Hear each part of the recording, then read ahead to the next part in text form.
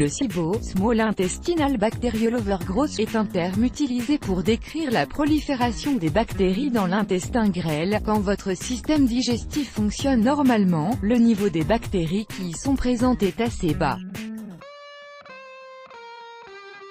Quand ces bactéries se multiplient excessivement dans vos intestins, vous souffrez alors de douleurs abdominales, de gaz, de constipation et de ballonnement. Pour mieux comprendre, voici un petit aperçu du processus de digestion. Quand on ingère des aliments, la salive les ramollit pour faciliter la mastication. Une fois bien mâchés, ils descendent dans l'œsophage pour arriver à l'estomac. Celui-ci les dégrade encore plus en les mélangeant au suc gastrique et en les pétrissant. Ensuite, ils arrivent à l'intestin grêle. À ce niveau, ils sont mélangés au suc pancréatique et à la bile pour terminer leur dégradation. Les nutriments qu'ils contiennent sont ainsi absorbés, puis envoyés dans la circulation sanguine qui se chargera de les transporter à travers tout le corps.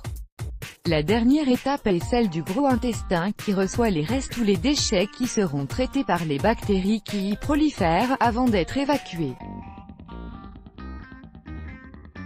Cependant, les personnes qui souffrent du SIBO présentent un niveau de bactéries trop élevé dans leur intestin grêle. Celles-ci endommagent les cellules de l'intestin et altèrent son fonctionnement. Elles absorbent certains nutriments, tels que la vitamine B12, les protéines ou les acides aminés, avant que les cellules intestinales ne réussissent à les absorber. Elles peuvent également provoquer une hyperperméabilité de l'intestin et ainsi permettre le passage de grosses molécules dans la circulation sanguine. De plus, certaines de ces bactéries produisent de l'ammoniac, ce qui a pour effet de surcharger le foie qui devra l'éliminer. Ce taux élevé de bactéries peut conduire à une inflammation de la muqueuse intestinale, à une carence en vitamines et en nutriments, ainsi qu'à des allergies ou sensibilités alimentaires et des maladies auto-immunes.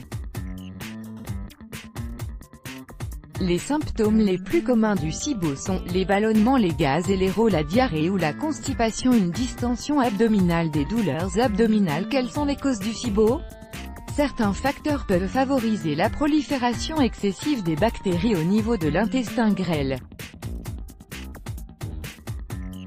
Par exemple, certains antibiotiques, la prise d'antiacides, un acide gastrique faible, la pilule contraceptive, un dysfonctionnement hépatique, cirrhose du foie, le diabète type II, fermente, une insuffisance rénale, le syndrome de l'intestin irritable, la pancréatite chronique, la maladie de Crohn, la maladie cœliaque, hypersensibilité au gluten. Comment s'établit le diagnostic du SIBO? Il existe certains tests respiratoires vendus en pharmacie qui vous aideront à savoir si vous souffrez d'une multiplication excessive de bactéries dans votre corps. Ils se basent sur la quantité d'hydrogène et de méthane présente dans votre souffle, ces deux gaz étant produits par les bactéries et dégagés par les poumons.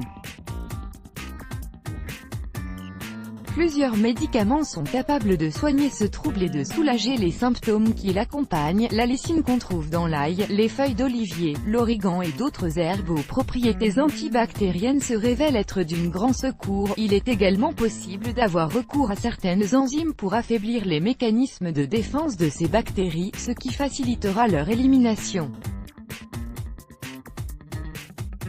Pour vous aider à vous débarrasser du SIBO, il est important de changer votre régime alimentaire qui doit être plus sain et ne contenir aucun aliment transformé favorisant la prolifération des bactéries.